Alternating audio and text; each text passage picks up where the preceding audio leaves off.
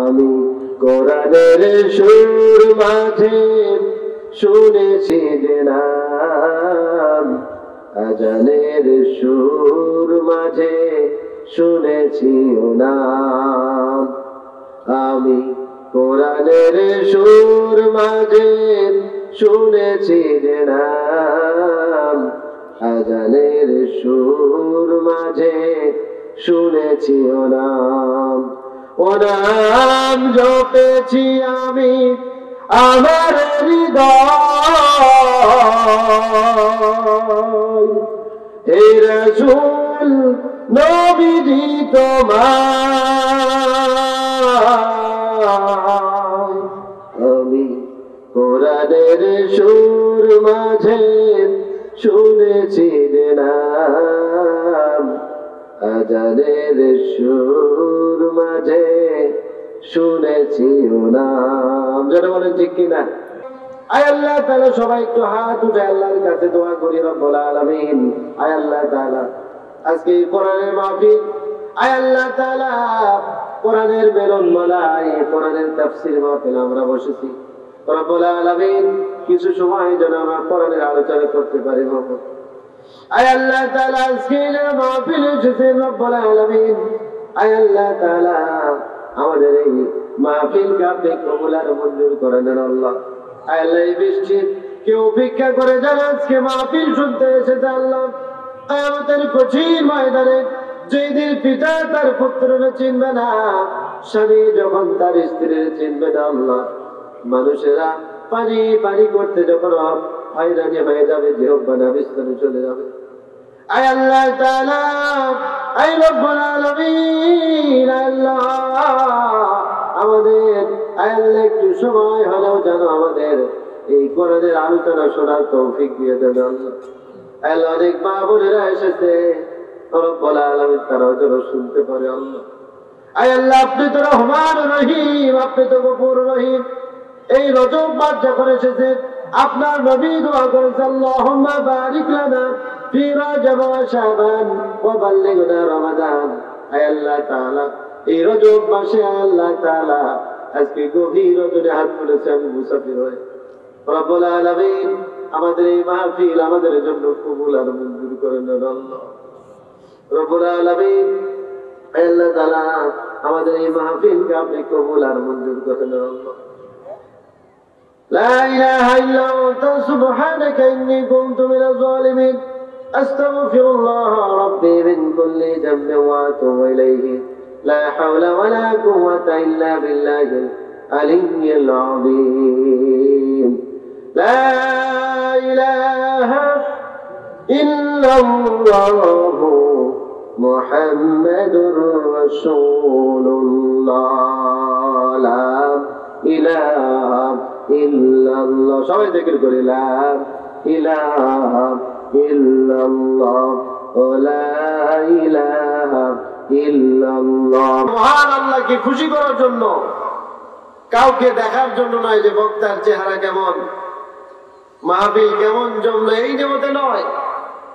কারণ বুখারী শরীফের প্রথম হাদিস, মিশকাত শরীফের প্রথম হাদিস, ইন্নামাল আমালু বিন্নিয়াত, প্রত্যেক কাজ নিয়তের উপরই নির্ভরশীল। জোরে বলেন ঠিক কিনা?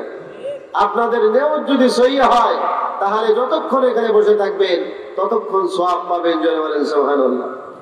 সেই সওয়াবের উদ্দেশ্যে মহান রবকে, মহান মালিককে খুশি করার জন্য আমরা এখানে এসেছি। জোরে বলেন ঠিক কিনা? অন্য কাউকে দেখানোর জন্য আপনারা এসেছেন? কাকে দেখানোর জন্য এসেছেন?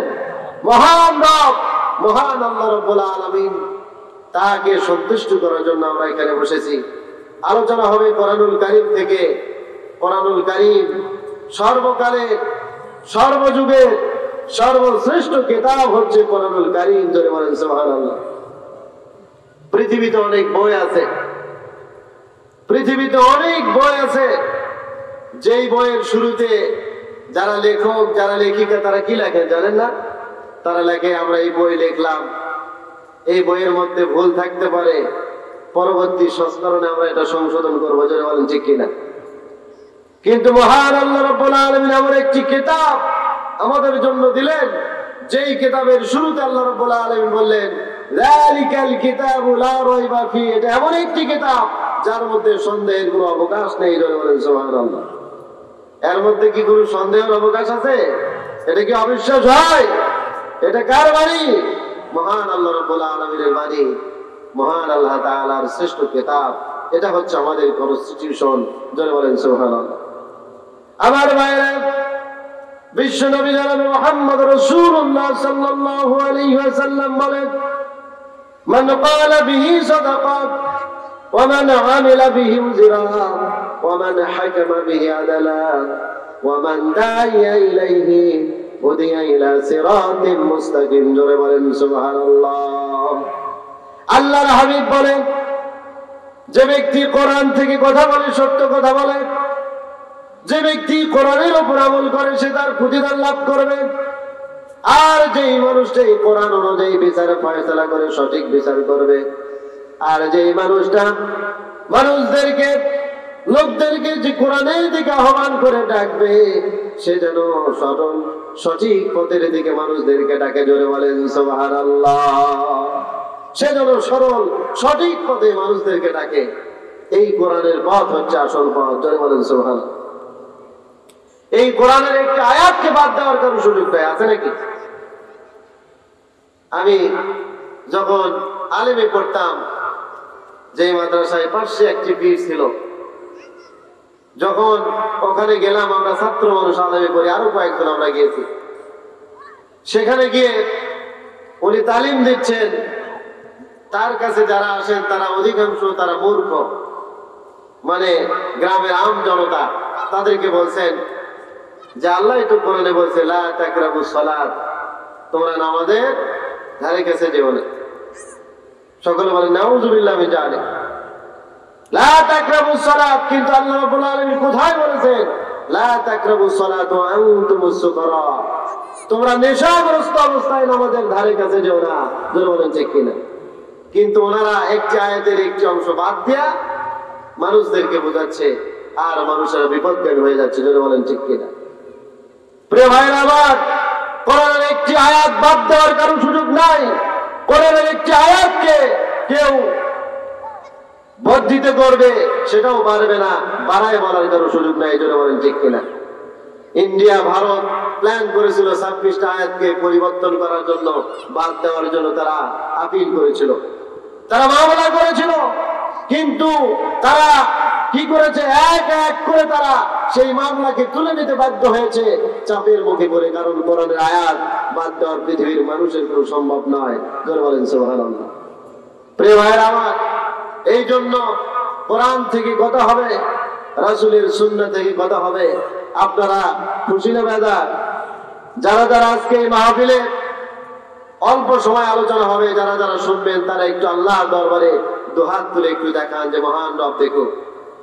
আজকে রেকর্ডিং হোক, ভিডিও ফুটেজ হোক, আল্লাহ রাব্বুল আলামিন সেই দিন কঠিন মুসিবতের সময়, যেই দিন মানুষের আমল নামা যেই দিন হালকা হয়ে যাবে, আল্লাহ রাব্বুল আলামিন সেই দিন এই আমলের বিনিময়ে, এই মাহফিলের বিনিময়ে আল্লাহ তাআলা আমাদেরকে যেন জান্নাতের উচ্চ মাকাম দান করেন। সকলে বলে আমিন। সকলে বলি নারায়ে তাকবীর, নারায়ে তাকবীর। আল কোরআনের আলো, আল হাদিসের আলো, নারায়ে তাকবীর। আল্লাহ রাব্বুল আলামিন এই হাতগুলো দেখলেন, কারণ এই হাতগুলো কিয়ামতের দিন সাক্ষী দেবে। আপনার মুখে যখন মোহর মেরে দেওয়া হবে, তখন আপনার হাত মিথ্যা সাক্ষী দেবে। কিন্তু আল্লাহ রাব্বুল আলামিন মুখ যখন আপনার বন্ধ করে দেওয়া হবে, আল্লাহ রাব্বুল আলামিনের হুকুমে হাত কথা বলবে, পা কথা বলবে, কোথায় আপনি কি করেছেন। প্রিয় ভাইরা আমার, আজকে এই হাত সাক্ষী থাকবে। আল্লাহ রাব্বুল আলামিন এই একটি ওসিলা মাত্র দিয়ে যেন আল্লাহ তাআলা আমাদেরকে জান্নাত দান করেন। সকলে বলি আমিন। প্রিয় ভাইরা আমার, ভাইরা, কোরআন হচ্ছে কনস্টিটিউশন, কোরআন হচ্ছে সংবিধান, কোরআন হচ্ছে বেঁচে থাকার দলিল। এই কোরআন কোনোদিন জীর্ণ হবে না, এর আশ্চর্য বিস্ময়কারিতা কখনো শেষ হবে না। এই কোরআন যখন আল্লাহ রাব্বুল আলামিন নাযিল করলেন, সেই জামালে নূর, জামালে নূর 3000 ফিট উঁচু পাহাড় আল্লাহ রাব্বুল আলামিন ওঠার সুযোগ করে দিয়েছিলেন। আমার মনে হলো সেই জাবালে নূরে সেখানে উঠে প্রায় সময় লেগেছিল, 2 ঘন্টার মতো সময় লেগেছিল। আমার আস্তে আস্তে উঠে কিছুক্ষণ পর দম নিয়ে উঠেছিলাম।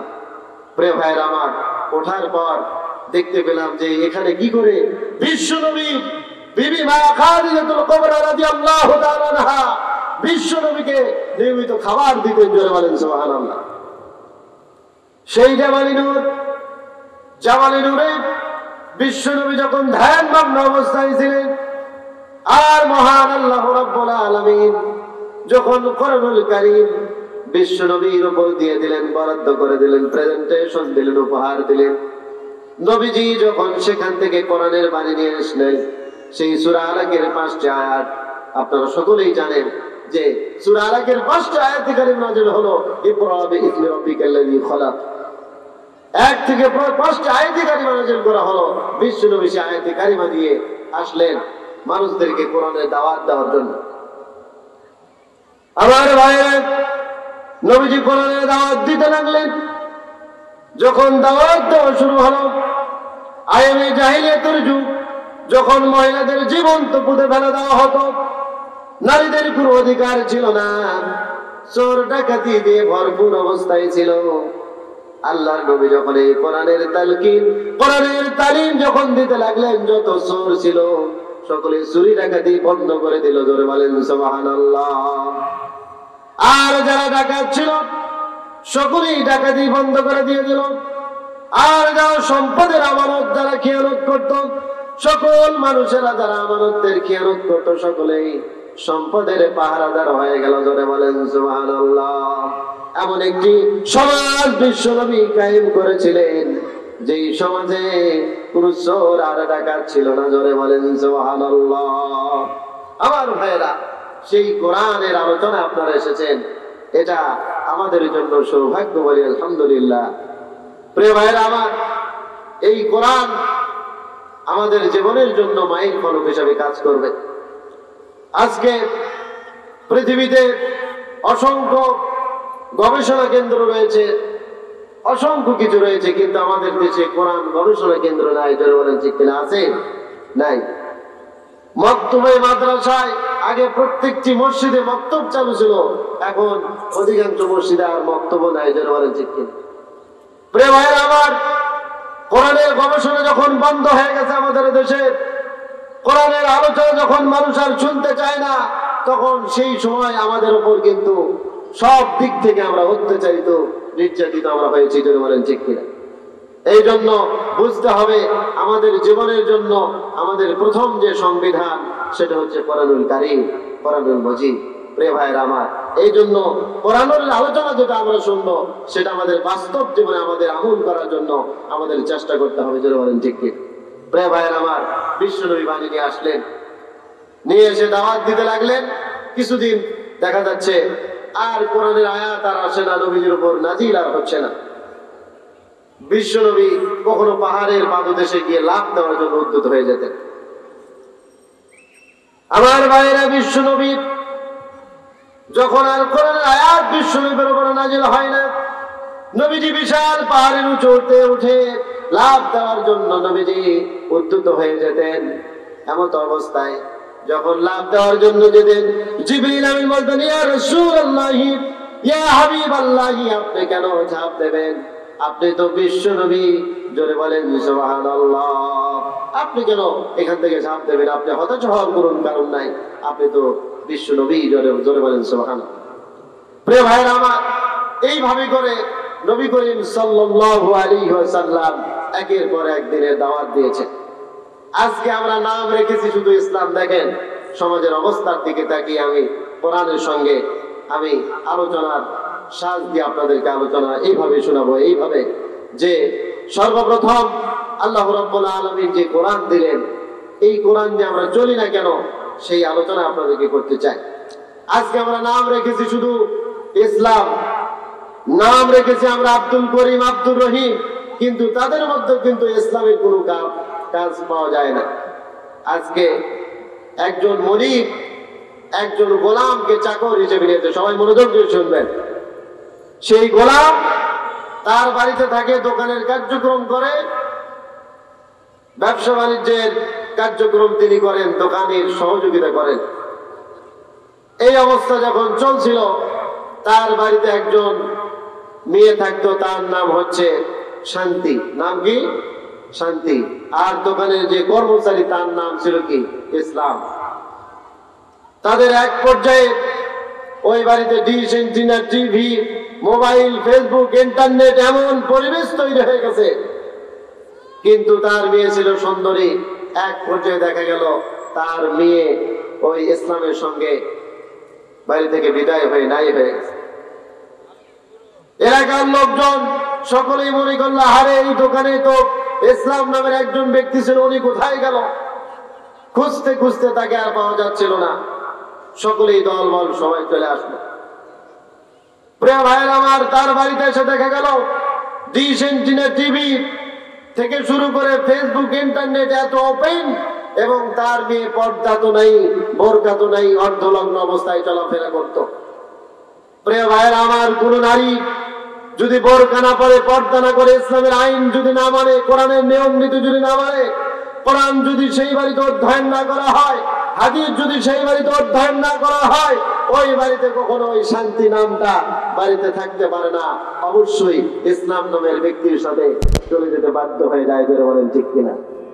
আজকে একজন পিতার দরকার, সেই রকম পিতা, যেই পিতা তার মেয়েকে বলবে তোমাকে পর্দা করা ফরজ, তোমার পর্দা করতে হবে। একজন সন্তানকে একজন পিতা, তার দায়িত্ব হচ্ছে কি?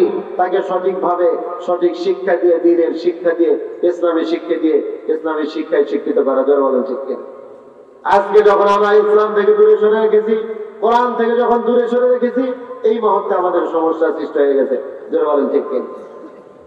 আমার ভাইরা, আল্লাহ রাব্বুল আলামিনের হাবিব জনাব মুহাম্মদ রাসূলুল্লাহ সাল্লাল্লাহু আলাইহি ওয়াসাল্লাম, তিনি কোরআনের বাণী প্রচার করার জন্য যখন শুরু করলেন আর দাওয়াত দেওয়া শুরু করলেন, প্রিয় ভাইরা আমার, যার সুর শুনে থাকি তিনি হচ্ছে বিশ্ব নবী জনাব মুহাম্মদ রাসূলুল্লাহ সকলে বলি সাল্লাল্লাহু আলাইহি ওয়াসাল্লাম। প্রিয় ভাইরা আমার, আলোচনা সংক্ষেপ হবে। আমি আশা করব আপনারা যারা আছেন উঠবেন না ইনশাআল্লাহ। আকাশ পরিচ্ছন্ন হয়ে যাক, সংক্ষিপ্ত সময় আমরা আলোচনা শেষ করে দেব। আমি আলোচনা শুরু করেছি সূরা সফের 9 নম্বর আয়াত, 8 নম্বর আয়াত থেকে 11 নম্বর আয়াত কারিমা আপনাদের সম্মুখে তেলাওয়াত করেছি। আলোচনা এখান থেকেই হবে।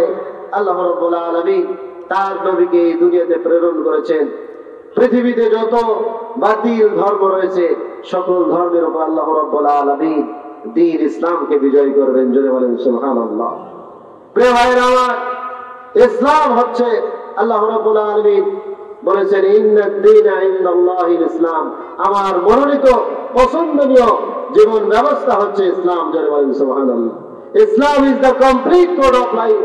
সেই ইসলামে আমরা দীক্ষিত হয়েছি।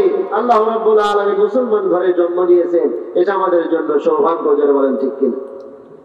প্রিয় ভাইরা আমার, সূরা সফের 9 নম্বর আয়াত আল্লাহ রাব্বুল আলামিন বললেন والذي أرسل رسوله بالهدى ودين الحق ليظهره على الدين كله ولو كره المشركون।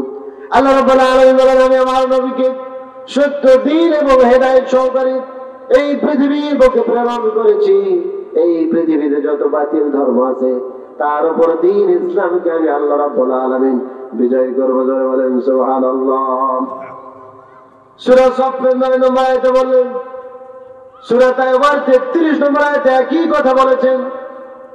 সূরা ফাতহার 28 নম্বর আয়াতে আল্লাহ রাব্বুল আলামিন একই কথা বলেছেন, ওয়াল্লাযী আরসালা রাসূলাহু বিল হুদা ودين الحق ليظهره على الدين كله وكفى بالله شهيدا।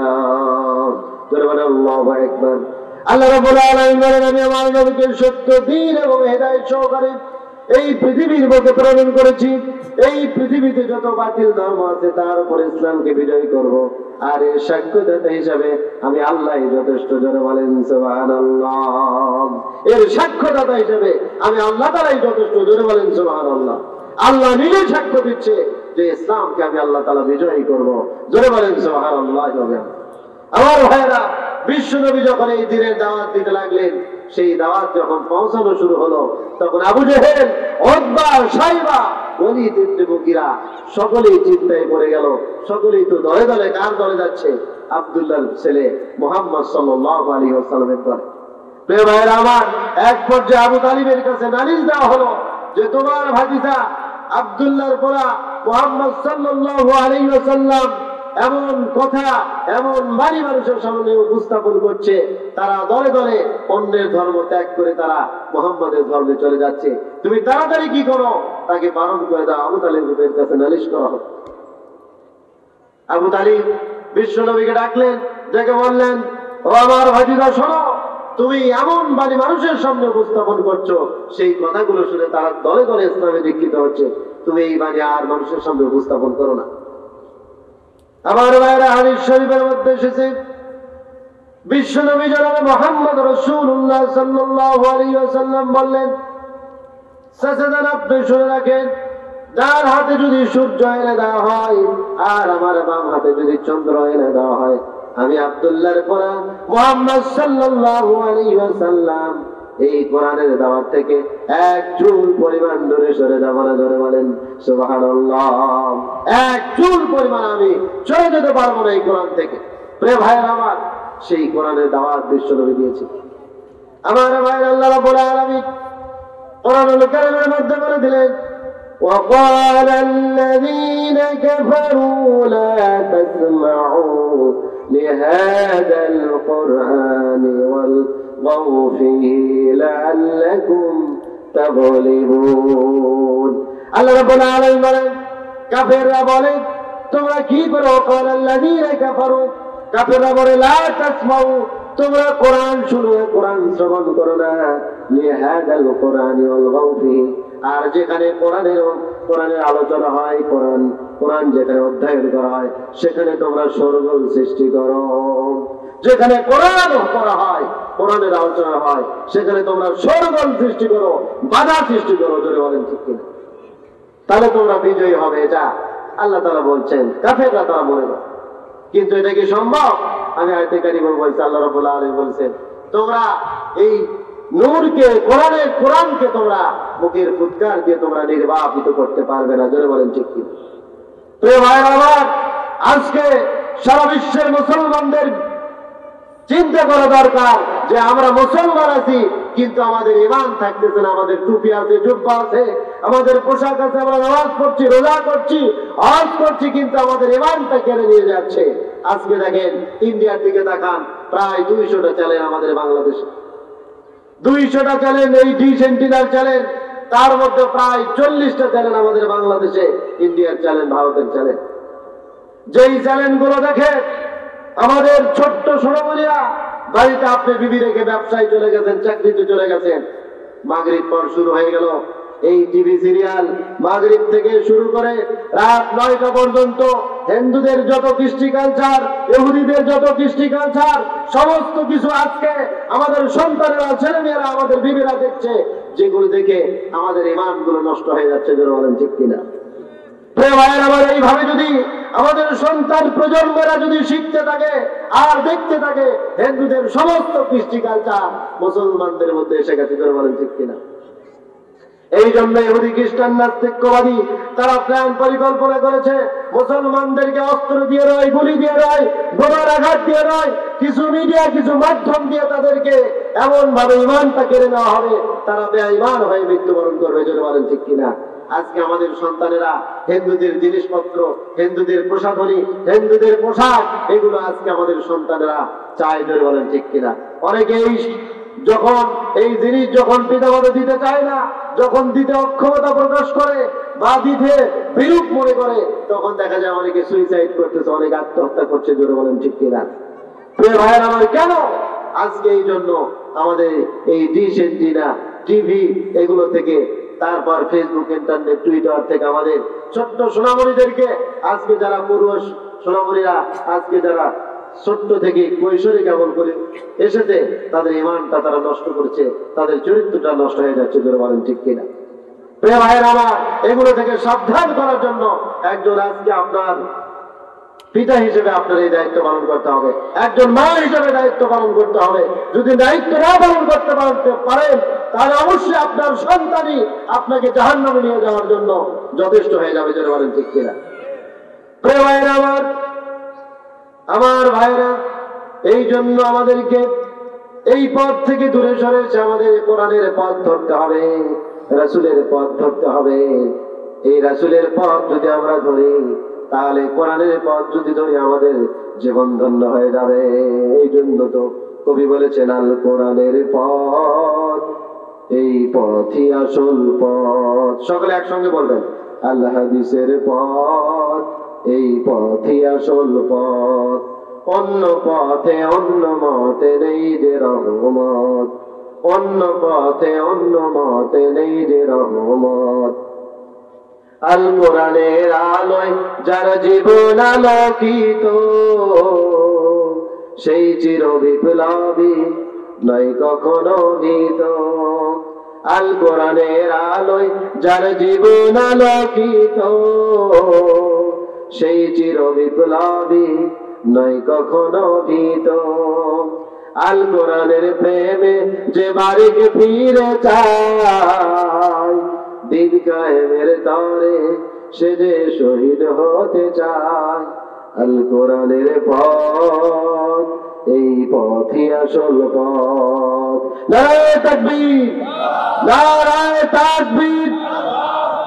আল কোরআনের আলো, আল হাদিসের আলো,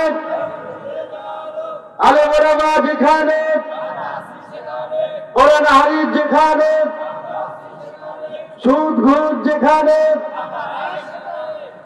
নারায়ে তাকবীর।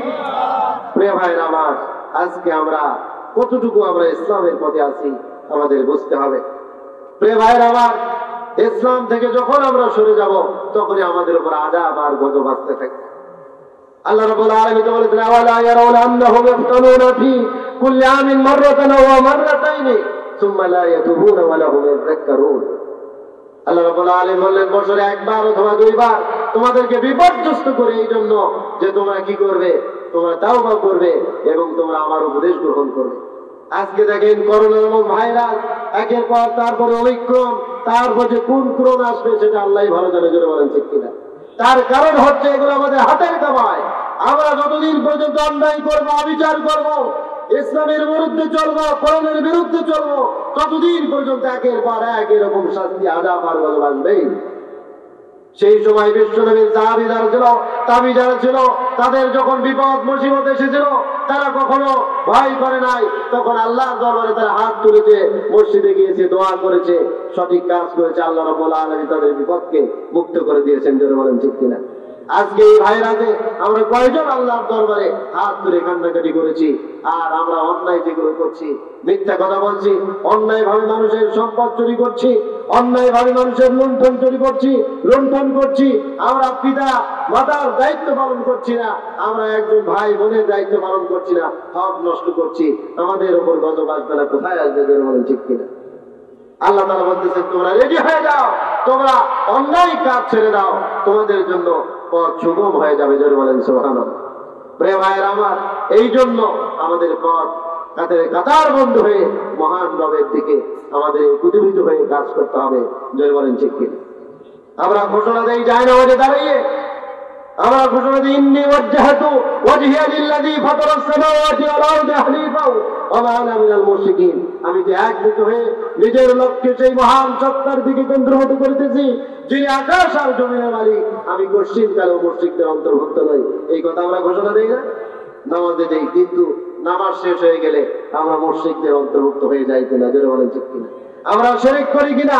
আমরা অন্যায় করি কিনা? মহান নবীর বিরুদ্ধে চলি কিনা? জোরে বলেন ঠিক কিনা?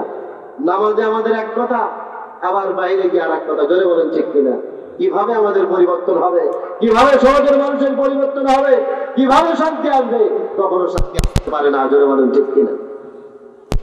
আমার বাবা বিশ্বনবী জনাবে মুহাম্মদ রাসূলুল্লাহ সাল্লাল্লাহু আলাইহি ওয়াসাল্লাম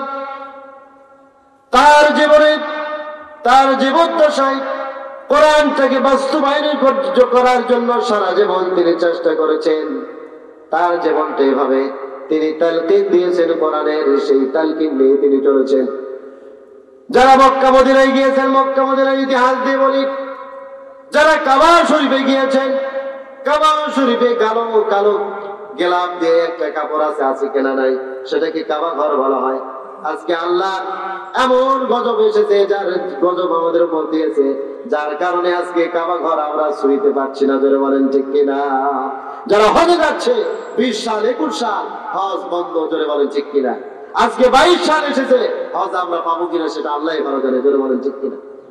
প্রিয় ভাইয়েরা আমার, আজকে আমরা যেতে পারছি না সেই কাবা ঘরে, এত নিয়ামতপূর্ণ জায়গা আমরা যেতে পারছি না। হাদিস শরীফে এসেছে দৈনিক 120টা রহমত আল্লাহ রাব্বুল আলামিন ওই কাবা ঘরে দেন। জোরে বলেন সুবহানাল্লাহ।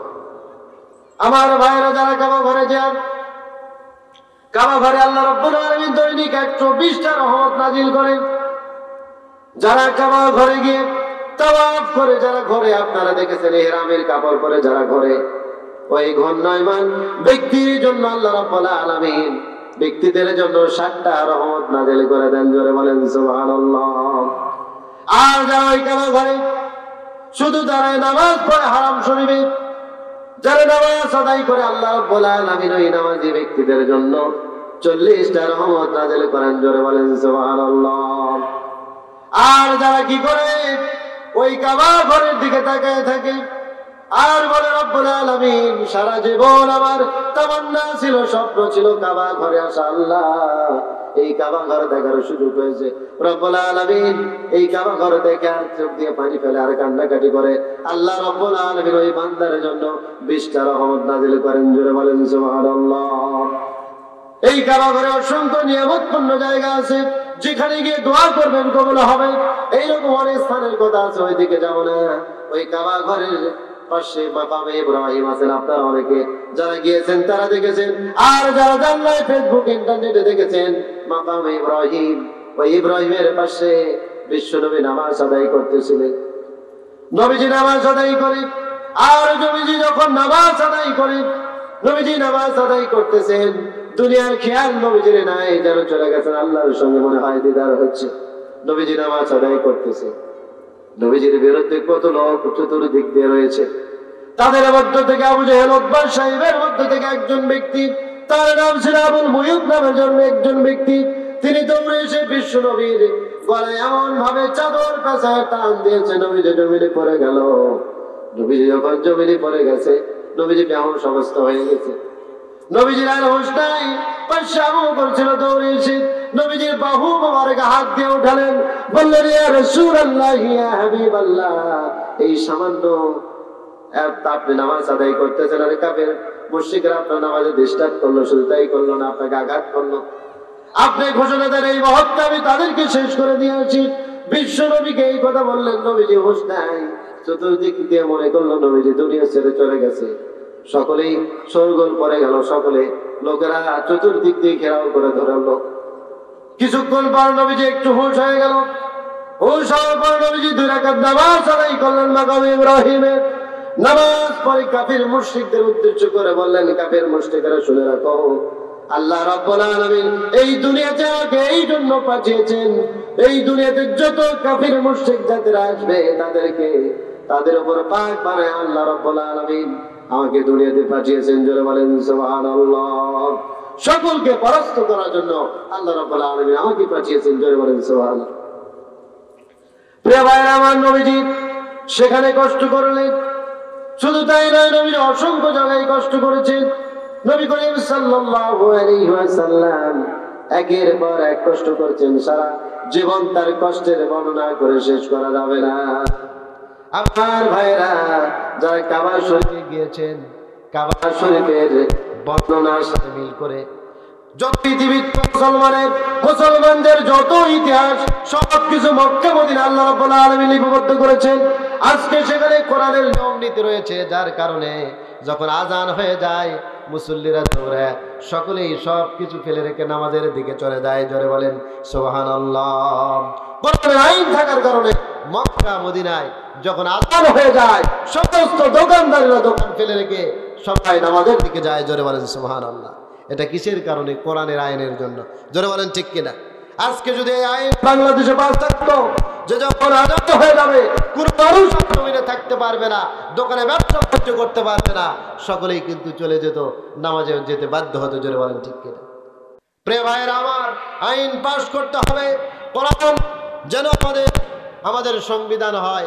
আর এই আইন পাস করতে হবে যেন নামাজের ব্যাপারে শাস্তি হোক, সুদের ব্যাপারে শাস্তি হোক, ঘুষের ব্যাপারে শাস্তি হোক। সেই শাস্তিগুলো যদি পার্লামেন্টে যদি হয় তাহলে অবশ্যই মানুষেরা কি হয়ে যাবে? ভালো মানুষে রূপান্তরিত হয়ে যাবে। জোরে বলেন ঠিক কিনা? কারণ এই সংবিধান যারা বেদুইন ছিল সেই সময়কার বেদুইনরা বিশাল বড় বিচারক হয়ে গিয়েছিল তারা। জোরে বলেন সুবহানাল্লাহ।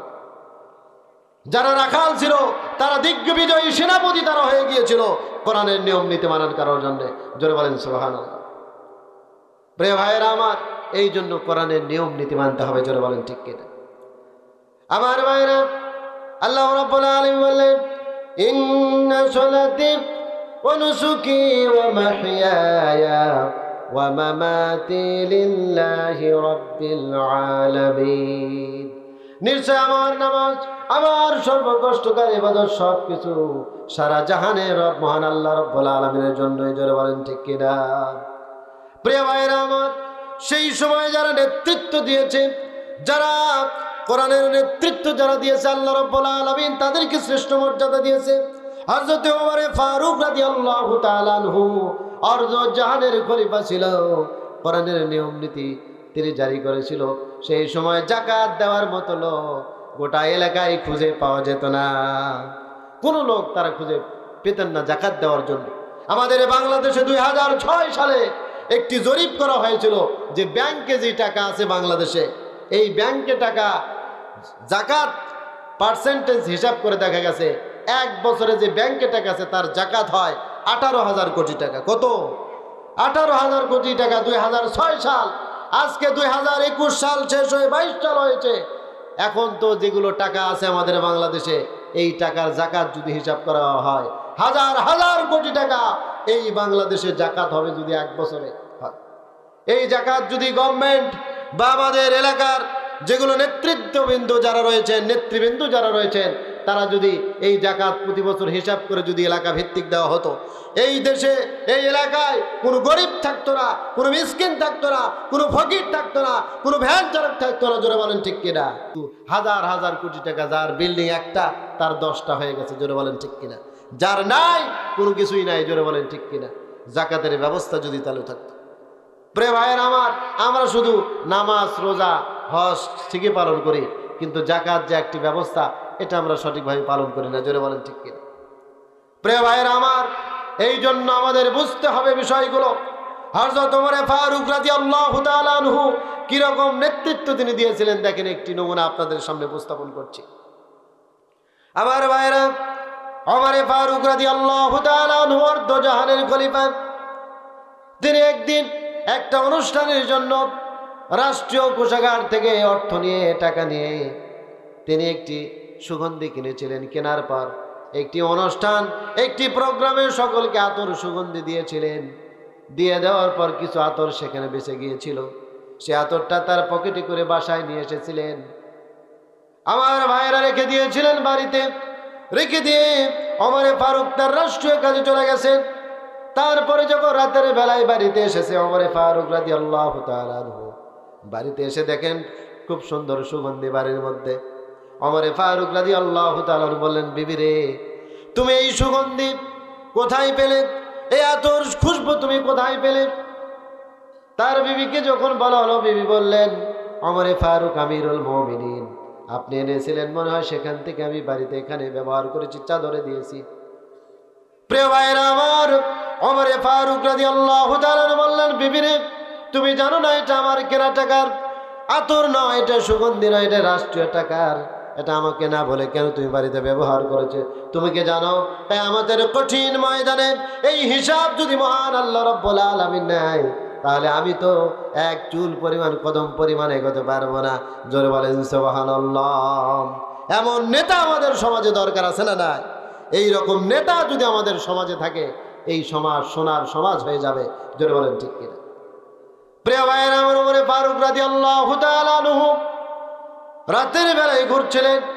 এমত অবস্থায় দেখা গেল বাড়ির সামনে একজন যুবক যায় আর আসে, যায় আর আসে, ঘোরাঘুরি করে।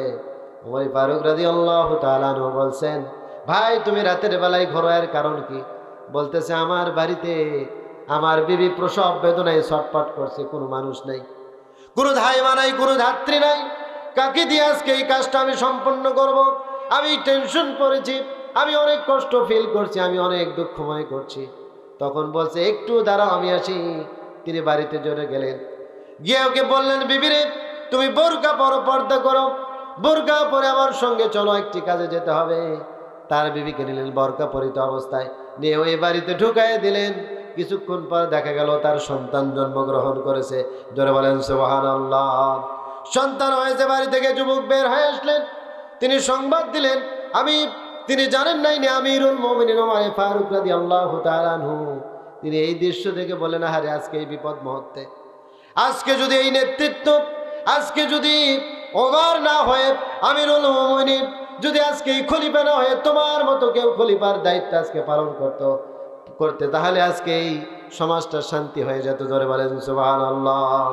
যখন এই কথা বললেন, তখন যুবকটি বললেন, যখন এই কথা বললেন, আমিরুল মুমিনিন বললেন, আমি তো কেউ নয়, আমি হচ্ছে সে আমিরুল মুমিনিন ওমর ফারুক রাদিয়াল্লাহু তাআলা আনহু।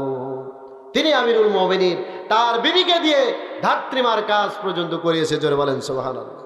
প্রিয় ভাইরা আমার, কেমন নেতা যারা ছিল, এই রকম নেতৃত্ব আদর্শ যদি প্রত্যেকটি এলাকায় সমাজে যদি প্রতিষ্ঠা হয়ে যায়, সেই সমাজটা সোনার সমাজ হয়ে যাবে। জোরে বলেন ঠিক কিনা?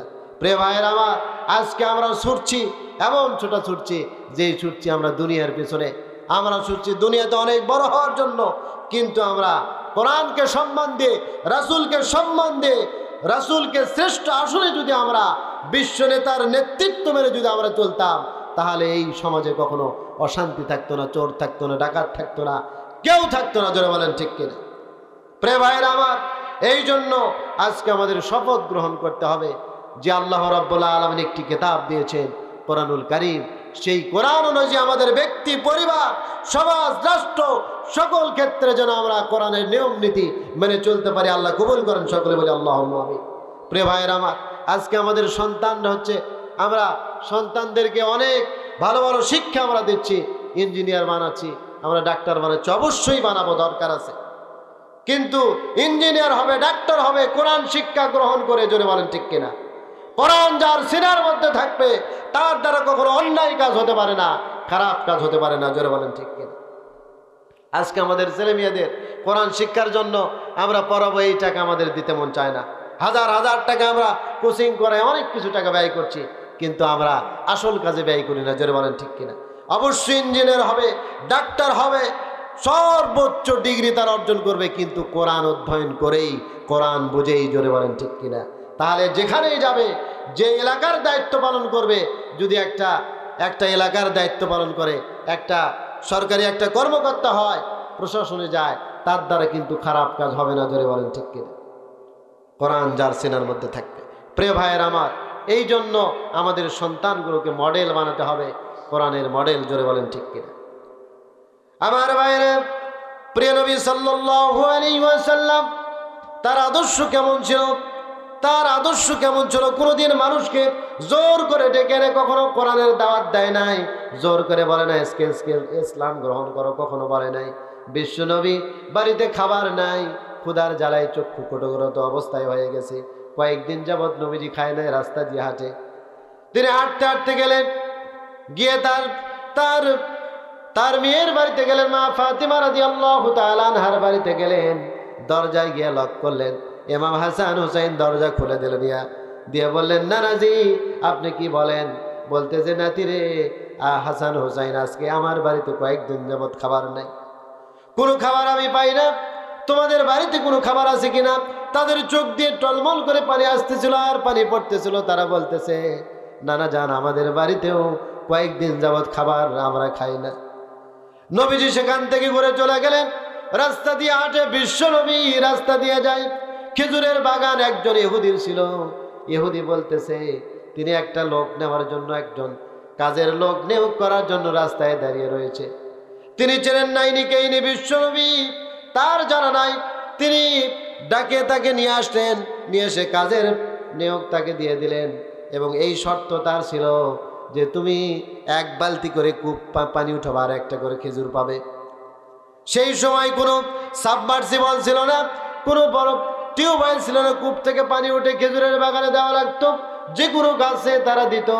বিশ্বনবী বালতি কূপের মধ্যে নামায় দেন আর পানি উঠায় গাছে দিয়ে দেন, খেজুরের গাছে দেন, আবার তাকে একটি করে খেজুর দেওয়া হয়, তিনি খেয়ে নেন। আর এক বালতি উঠালেন, আর একটি খেজুর পেলেন, নবীজি খেয়ে নিলেন। তৃতীয়বার যখন বালতি কূপের মধ্যে নেমে দিয়েছে, বালতির রশিটা যখন ছিঁড়ে কূপের মধ্যে পড়ে গেছে, পাশে ছিল ইহুদি, তিনি এমন জোরে একটা থাপ্পড় নবীজির গালে দিয়েছে।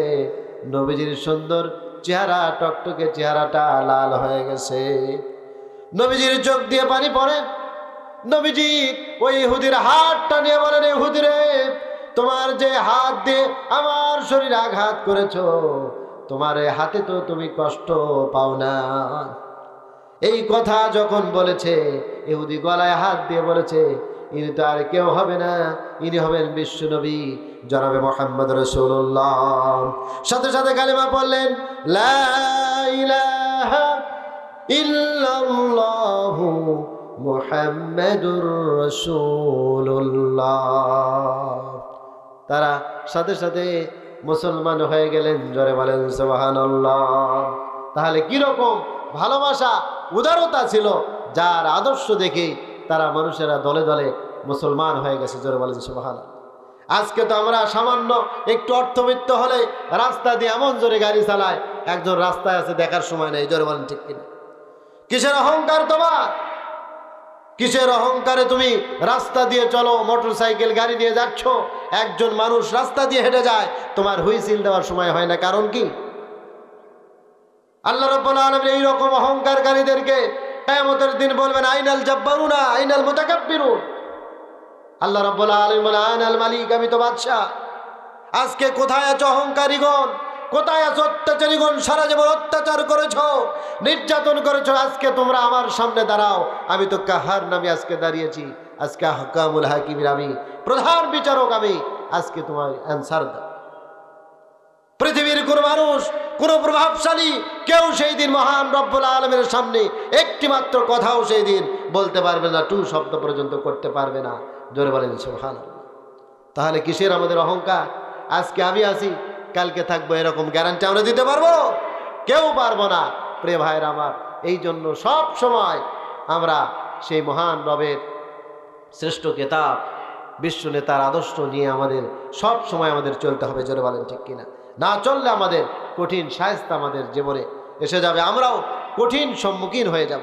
প্রিয় ভাইয়ের আমার, এই জন্য অহংকার আমাদের ভেতর থাকা যাবে না। মানুষ একটু মাত্র পদস্থ হয়ে গেলে দেখবেন তার এমন পরিবেশ হয়ে যায়। দেখা রয়েছে, একটা মানুষ যখন ক্ষমতার প্রতিপত্তি এসে যায়, তখন তার অর্থের অহংকার হয়, প্রভাবের অহংকার হয়ে যায়, তার পদের অহংকার হয়ে যায়, তখন মানুষকে আর মানুষ মনে হয় না। জোর বলেন ঠিক কিনা?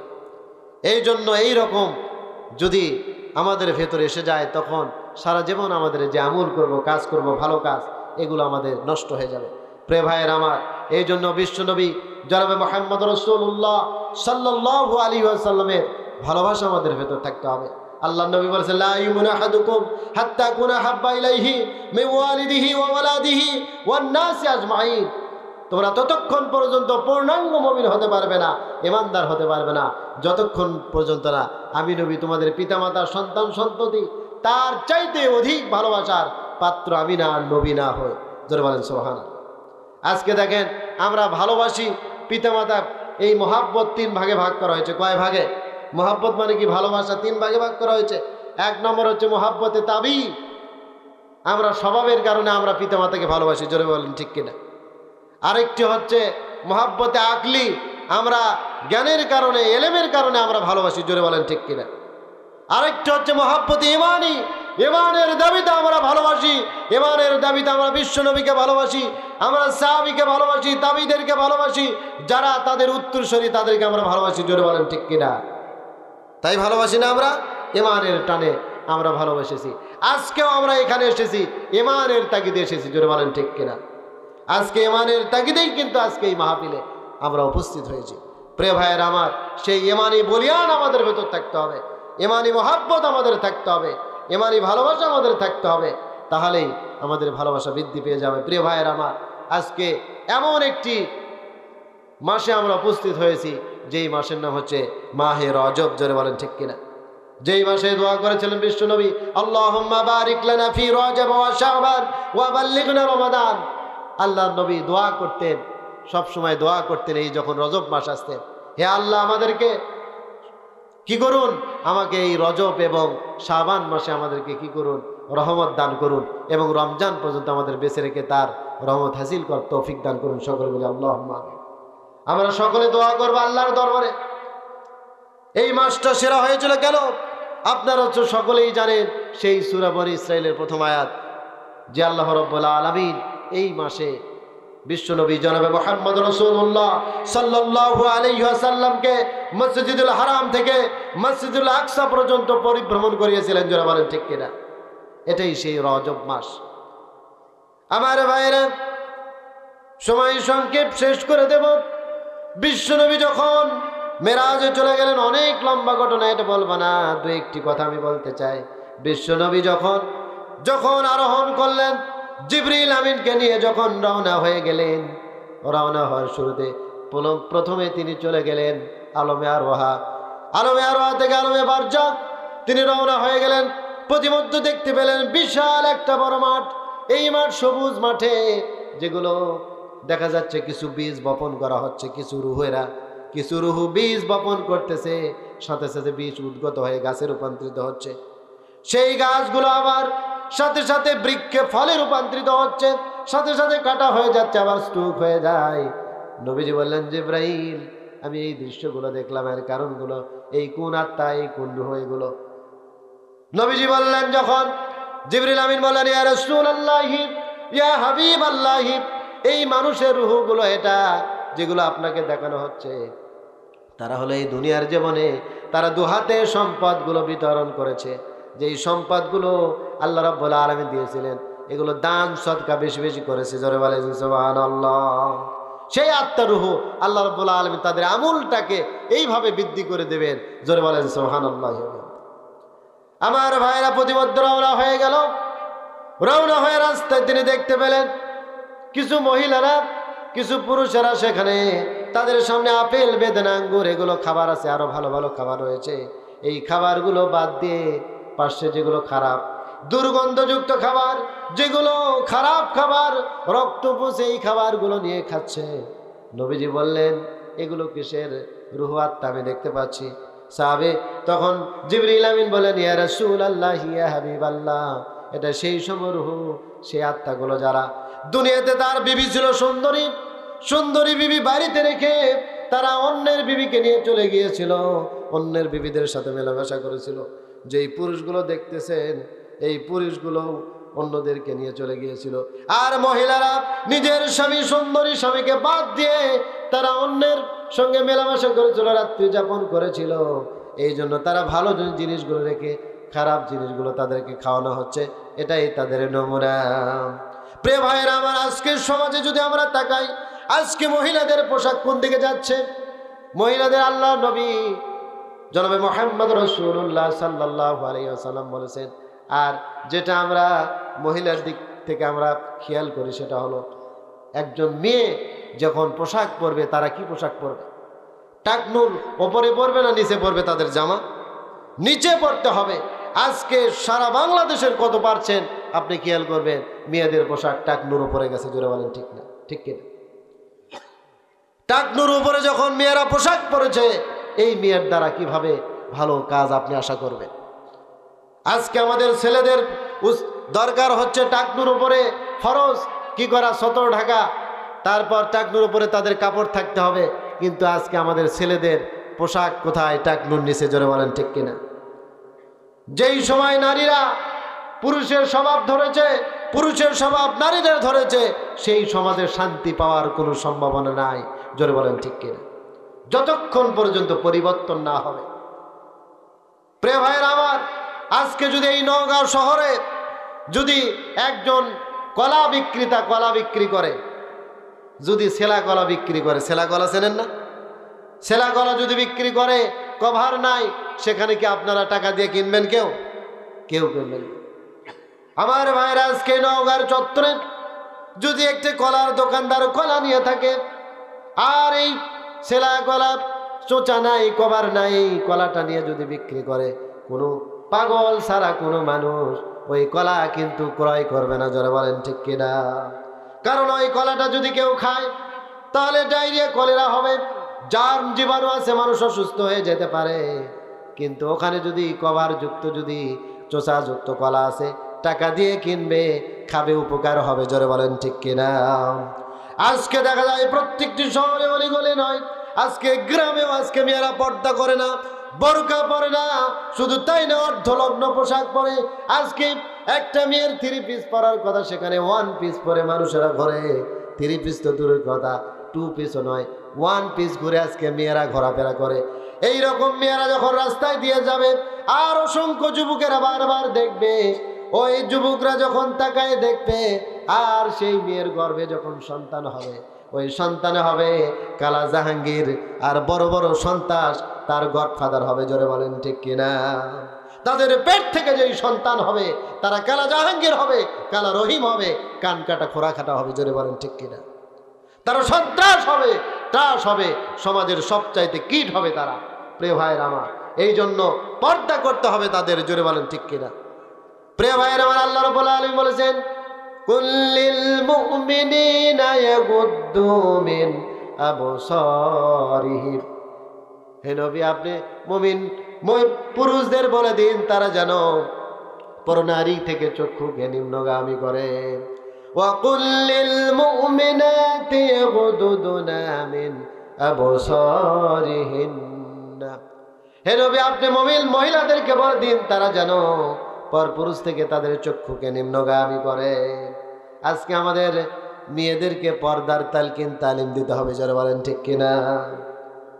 কারণ একটা মেয়ে যদি ফেসবুক, ইন্টারনেট, টুইটার এগুলো আজকে দেখে, আজকে যে অ্যাসাইনমেন্টের নামে আজকে আমাদের ছেলেমেয়েরা কি নিচ্ছে, মোবাইল, যেগুলো টাচ ফোন, আপনার ছেলে মেয়ে নিয়ে রাতের বেলায় আপনি মনে করছেন পড়ছে, দরজা লাগায় দিয়া ইচ্ছা মতো তারা মোবাইল চালাচ্ছে, ফেসবুক, ইন্টারনেট, ইউটিউব, যেগুলো অর্ধলগ্ন খারাপ সিনারি দেখছে, তাদের চরিত্র কেমন করে ভালো হবে? জোরে বলেন ঠিক কিনা? প্রিয় ভাইয়ের আমার, এগুলোকে হেফাজত করার দায়িত্ব আপনি পিতা হিসাবে, আপনি মাতা হিসাবে, আপনার বিবির দায়িত্ব নিতে হবে, আপনাদের দায়িত্ব নিতে হবে। প্রিয় ভাইয়ের আমার, আমাদের বিবিদেরকে পর্দা নিষিদ্ধ করতে হবে। যদি না করি তাহলে অবশ্যই আমাদেরকে আল্লাহ রাব্বুল আলামিনের দরবারে হিসাব দিতে হবে। হিসাব দিয়ে আমরা কখনো জান্নাতে আমরা যেতে পারবো না। প্রিয় ভাইয়ের আমার, এই জন্য আমরা অবশ্যই মহান রব্বুল আলামিনের দরবারে ফরিয়াদ কামনা করব, মহান আল্লাহ রাব্বুল আলামিন যেন আমাদেরকে শ্রেষ্ঠ মর্যাদা আল্লাহ রাব্বুল আলামিন দান করেন, এবং আমাদের ছেলে মেয়েদেরকে শ্রেষ্ঠ সন্তান হিসেবে আল্লাহ তাআলা যেন কবুল করেন। সকলে বলি আল্লাহুম্মা আমিন। যদি শ্রেষ্ঠ সন্তান যদি আমরা তৈরি করতে পারি তাহলে আমাদের জন্য উপকার। কারণ আল্লাহ নবী বলেছেন, ইযা মাতাল ইনসানু ইনকাতা আনহু আমালুহু ইল্লা মিন সালাসাতিন ইল্লা মিন সাদাকাতিন জারিয়াতিন আও ইলমিন ইয়ানতাফাউ বিহি আও ওয়ালাদুন সালিহুন ওয়া ইয়াদউ লাহু, রাওয়াহুল বুখারী ওয়াল মুসলিম। আল্লাহ নবী বলেছেন, প্রত্যেক মানুষ যখন মারা যাবে সকল আমলের ধারা বন্ধ হয়ে যায়, কিন্তু 3টা আমল কবরে সাদগায়ে জারি হিসেবে পেতে থাকে। তার 1 নম্বর কি? আপনি দান সদকা করলেন, এই দান সদকা কবরে আপনার যাবে। জোরে বলেন ঠিক কিনা? এটা আমল আপনি পেতে থাকবেন, এটা জারি থাকবে, প্রবাহিত হবে, যতদিন কবরে থাকবেন পাবেন। আরেকটি হচ্ছে এমন এলেম যা দ্বারা মানুষের কল্যাণ সাধিত হয়, উপকারী এলেম। আপনি একটা বই লিখলেন, পুস্তক লিখলেন, একটা পত্রিকা ছাপালেন, যেগুলো পড়ে গোটা জাতি ইসলামী শিক্ষায় শিক্ষিত হলো, ভালো পথে আসলো, এর সওয়াব আপনি সদকায়ে জারি হিসেবে পাবেন। যতদিন বই থাকবে, পুস্তক থাকবে, কিতাব থাকবে, পত্রিকা থাকবে। আর একটা হচ্ছে এমন এলেম, এমন কথা বলা হয়েছে, সেটা হচ্ছে ওয়ালাদুন সলিহুন, নেককার সন্তান যদি আপনি তৈরি করতে পারেন, আর এই সন্তান যদি আপনার কবরের পাশে গিয়ে বলে রব্বি রহমহুমা কামা রব্বায়ানি সগীরা, এই দোয়া যদি করতে থাকে আপনার জীবনে সদকায়ে জারি হিসেবে সেই সওয়াব পাবেন। আর আল্লাহ রাব্বুল আলামিন ফেরেশতাকে ডেকে বলবেন, ও আমার ফেরেশতা তাকায় দেখো, আজকে তাকায় দেখো, যেই বান্দাকে তুমি এই দুনিয়াতে পাঠানো নিষেধ করেছিলে সেই বান্দাগুলো আজকে তার পিতামাতার জন্য আজকে প্রার্থনা করছে, আমি আল্লাহ রাব্বুল আলামিন তাদের জিন্দেগি গুনাহ খাতা মাফ করে দিলাম। জোরে বলেন সুবহানাল্লাহ। আজকে সন্তানগুলোকে ভালো মানুষ আমাদের করতে হবে, তাদেরকে ভালো ইনভেস্টমেন্ট করতে হবে, তারাই সম্পদ। এই সম্পদ গাড়ি বাড়ি টাকা পয়সা অনেক যাদের ছিল তাদের শেষ হয়ে গেছে, কিন্তু একটা জিনিস কেড়ে নিতে পারবে না, আপনার সন্তানের সিনার ভেতর যদি কোরআন দেন, ইসলামী শিক্ষায় যদি শিক্ষিত করতে পারেন, কোরআনের শিক্ষায় যদি শিক্ষিত করতে পারেন, তাহলে আপনার এই সন্তান একদিন আপনাকে ডেকে জান্নাতে নিয়ে যাবে। জোরে বলেন সুবহানাল্লাহ। আল্লাহর হাবিব বলেছেন, মান ক্বারাআল কুরআনা ফাস্তাজহারাহু ফাহাল্লা হালালাহু ফাহাররা হারামাহু আদখালাহুল জান্নাহ ওয়া শাফাহু ফি আশরাতিন মিন আহলি বাইতিহি কুল্লুহুম ক্বাদ ওয়াজাবাত লাহুন নার। আল্লাহর নবী বলেন, যে ব্যক্তি কোরআন পড়ে, কোরআন অনুযায়ী আমল করে, হালালকে হালাল জেনে হালালকে হারাম মেনে যেই ব্যক্তি চলে, আল্লাহ রাব্বুল আলামিন তাকে জান্নাত দেবেন। শুধু জান্নাত দেবেন না, তার হিসাব করার পর যেই 10 জন ব্যক্তি হিসাব করে জাহান্নাম অজীব হয়ে গিয়েছিল, ওই 10 জন ব্যক্তিকে আল্লাহ রাব্বুল আলামিন নিয়ে আসা জান্নাত দিয়ে দেবেন। জোরে বলেন সুবহানাল্লাহ। 10 জন ব্যক্তিকে আল্লাহ রাব্বুল আলামিন জান্নাত দিয়ে দেবেন। প্রিয় ভাইয়েরা আমার, এই জন্য আমরা শিক্ষা দেব, কোরআনের শিক্ষা গ্রহণ করব। আর এই কোরআন যেহেতু তাফসীরুল কোরআন মাহফিল, কোরআন আমরা অধ্যয়ন করব। সামনে মাহে রমাদানুল মুবারক আসতেছে, রমজানুল মুবারকের প্রস্তুতি প্রিপারেশন আমরা নেব। প্রিয় ভাইয়েরা আমার, যেন রমজান আমরা ভালোভাবে কাটাতে পারি, রমজানে যেন আমরা ইবাদত বন্দেগী করতে পারি, রমজানে তারাবি নামাজ যেন আমরা পড়তে পারি। আল্লাহ রাব্বুল আলামিন রমজানের রহমত যেন আল্লাহ তাআলা বরকত, মাগফিরাত, জাহান্নাম থেকে নাজাত নেওয়ার জন্য তৌফিক দান করেন। সকলে বলে আল্লাহুম্মা আমিন। প্রিয় ভাইয়েরা আমার, আজকেই আপনাদের হাতে পায়ে ধরবো যেন আল্লাহ রাব্বুল আলামিন আমাদেরকে শ্রেষ্ঠ মর্যাদা দান করেন এবং কোরআনের নিয়ম নীতি অনুযায়ী আমাদের বাস্তব জীবনে আমল করে এই দুনিয়াতে বেঁচে থাকার তৌফিক দান করেন। এবং এই কোরআন নিয়েই যেন আল্লাহ রাব্বুল আলামিন আমাদেরকে এই দুনিয়া থেকে গিয়ে আমরা যেন পরপারে সেই মহান রাব্বুল আলামিনের দরবারে হিসাব দিয়ে যেন কোরআন যেন আমাদের পক্ষে সাক্ষী দিয়ে আল্লাহ তাআলার শ্রেষ্ঠ জান্নাত যেন আমাদেরকে কবুল করেন। সকলে বলে আল্লাহুম্মা আমিন। রব্বানা যালামনা আনফুসানা ওয়া ইন লাম তাগফির লানা ওয়া তারহামনা লানাকুনান্না মিনাল খাসিরিন।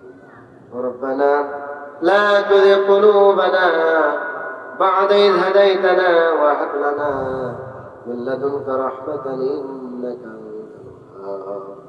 রব্বুল আলামিন, আয় আল্লাহ তাআলা, বুদ্ধিপুর উচ্চ বিদ্যালয় মাঠ মান্দা নওগাঁয় আজকে প্রথম দিন, প্রথম অধিবেশনে আয় আল্লাহ, আমি নগণ্য গোলাম আপনার কিছু ভালো মানুষদেরকে নিয়ে আপনার আকাশের নিচে আপনার জমিনের উপর বসে আপনার সেই দরবারে হাত তুলেছি। আল্লাহ রব্বুল আলামিন, আপনার হাবিবের উপর কয়েক মর্তবা দরুদ ও সালাম পাঠ করেছি। দরুদ ও সালাম যুবন সোনার মদিনায় নবী পাকের রওজা পৌঁছে দেন। আল্লাহ তাআলা পৌঁছে দেন আমাদের আত্মীয় স্বজন, পাড়া প্রতিবেশী, আমাদের দাদা দাদি, নানা নানি, আমাদের খালা খালু, ফুফা ফুফি, আমাদের জনম দুঃখিনী মা, একটা অক্ষর মা, এত মধুর ডাক মা। আয় আল্লাহ, একবার মা বলে ডাক করে যেন করে যায় আল্লাহ। আয় আল্লাহ, ওই মা নিজে না খেয়ে আমাদের খাওয়াইছে, ওই মা কোনদিন ভালো পোশাক পরে না, আমাদের ভালো পোশাক পরেছে। আয় আল্লাহ, আমাদেরকে যখন নিয়ে খাবার বসেছে আমরা পেশাব পায়খানা করে দিয়েছি, ওই মা কোনদিন বিরক্ত হয় নাই, রাগ করে নাই, আমাদের পরিষ্কার করে দিয়ে আবার খাবার বসেছে। রব্বুল আলামিন, ওই মা যার দুনিয়া ছেড়ে বিদায় হয়ে গেল, মায়ের কবর খানা জান্নাতের টুকরা বানায় দেন আল্লাহ। আয় আল্লাহ, ওই মায়ের ঘরে গিয়ে যদি মা মা বলে ডাক দে, ওই মা তো আর জবান খুলবে না, ওই মা তো আর ডাকে সাড়া দেবে না। আয় আল্লাহ, ওই আব্বা জান তিল তিল করে মানুষ করেছে আল্লাহ, ওই মায়ের কবর আপনি বেহেশতের বাগান বানিয়ে দেন আল্লাহ। আয় আল্লাহ, আমাদের আব্বা জান যাদের বিদায় হয়ে গেল, মাথার ঘাম পায়ে ফেলে কত টাকা পয়সা ইনকাম করেছিল, আয় আল্লাহ ওই আম্মা জান ওই আব্বা জান কত কষ্ট করেছে, আমাদের সারা জীবন কষ্ট করে আমাদের মানুষ করেছে। আয় আল্লাহ, ওই বাপ জান যাদের বিদায় হয়ে গেল, আব্বা জানের কবর খানা জান্নাতুল ফিরদাউস বানায় দেন আল্লাহ। আয় আল্লাহ, আমরা গুনার বোঝা মাথায় নিয়া এতিমের মতো ভিক্ষুকের মতো সাইলের মতো হাত তুলেছে আল্লাহ। রব্বুল আলামিন, জীবনে এত গুনাহ করেছি, আপনি যদি গুনার দিকে তাকান, আমাদের জাহান্নাম ছাড়া কোনো উপায় নেই আল্লাহ। আয় আল্লাহ, আপনি যদি গুনার দিকে তাকান, আমাদের জাহান্নাম ছাড়া কোনো উপায় নেই আল্লাহ। আমাদের জিন্দেগির তামাম গুনাহ খাতাগুলো মাফ করে দেন আল্লাহ। আয় আল্লাহ, আজকে এই মাহফিলের সভাপতি সহ সভাপতি, আয় আল্লাহ আমার পূর্বে আয় আল্লাহ মেহমানগণ যারা আওয়াজ করলেন, আমার পূর্বে আওয়াজ করলেন শফিকুল ভাই, আয় আল্লাহ তার পূর্বে আরো কিন্তু আলোচনা করেছে। আয় আল্লাহ, আমার সামনে রয়েছেন আজকে এই মাহফিলের বিশেষ শ্রোতাগণ যারা কোরআনের তালিম নিচ্ছিলেন আল্লাহ। আয় আল্লাহ, আরামের ঘুমকে হারাম করে দিয়া কষ্ট না মনে করে আয় আল্লাহ আপনার কোরআনের মহাব্বত দিয়া, কোরআনের ভালোবাসা দিয়া, ভালোবাসা দিয়ে আয় আল্লাহ তারা হাত তুলেছে রব্বুল আলামিন, তাদের নেক আশাগুলো পুরো করে দেন আল্লাহ। আয় আল্লাহ তাআলা, এই মানুষগুলো যে উদ্দেশ্য নিয়ে যে নিয়তে হাত তুলেছেন, সকলের নেক মুকসুদগুলো পুরা করে দেন আল্লাহ। রব্বুল আলামিন, বিশেষ করে রব্বুল আলামিন আমাদের সন্তানদেরকে হক্কানি আলেম আলেমা বানায় দেন আল্লাহ, হাফেজ হাফিজা বানায় দেন। আয় আল্লাহ, কোরআনের খাদেম খাদেমা বানায় দেন আল্লাহ। আয় আল্লাহ, আজকে মাহফিলের আয়োজন যারা করেছেন, আয় আল্লাহ তাআলা কষ্ট করেছেন টাকা দিয়া, পয়সা দিয়া, অর্থ দিয়া, আয় আল্লাহ এই মানুষগুলোকে আপনি কবুল করে নেন আল্লাহ। আয় আল্লাহ, এই মাহফিলের আঞ্জামের কারণে, কোরআন শোনার এই আয়োজন করার কারণে রব্বুল আলামিন আমাদের কঠিন ময়দানে আয় আল্লাহ তাআলা তাদের পার করে দিয়ে জান্নাতের মেহমান তাদের বানায় দেন আল্লাহ।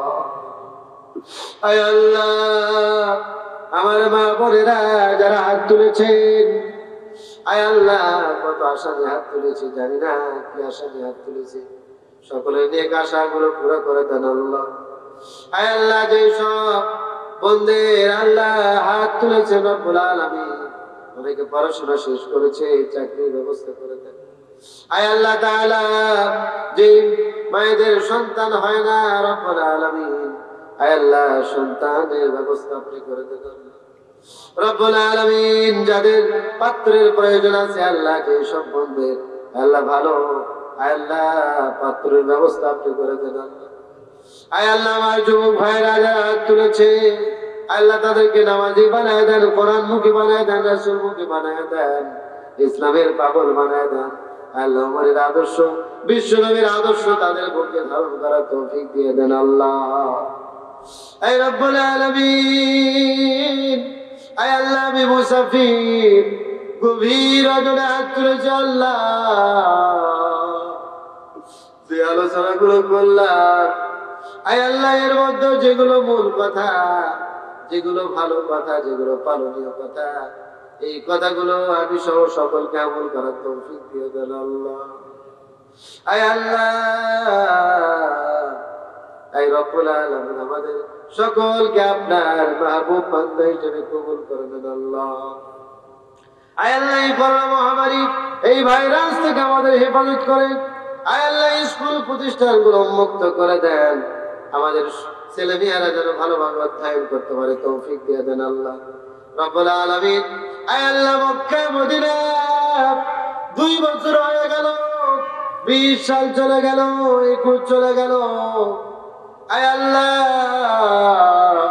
আমাদের বাংলাদেশ থেকে পুরো হজযাত্রী হজের জন্য যাইতে পারলো না।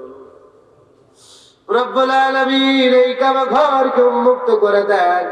আয় আল্লাহ, এবার 22 সালে আয় আল্লাহ তাআলা যারা হজের নিয়ত করেছে তাদের কবুল করে নেন আল্লাহ। আয় আল্লাহ তাআলা, মক্কা মদিনা না দেখায়া আমাদের কাউকেও আপনি মৃত্যু দিয়েন না আল্লাহ। ও রব্বানা তাকাব্বাল মিন্না ইন্নাকা আনতাস সামিউল আলিম ওয়া তুব আলাইনা ইন্নাকা আনতাত তাওয়াবুর রহিম ওয়াজআল আখিরাতু কালিমাতু লা ইউদাল মাউত লা ইলাহা ইল্লাল্লাহু মুহাম্মাদুর রাসূলুল্লাহ সাল্লাল্লাহু আলাইহি ওয়াসাল্লাম।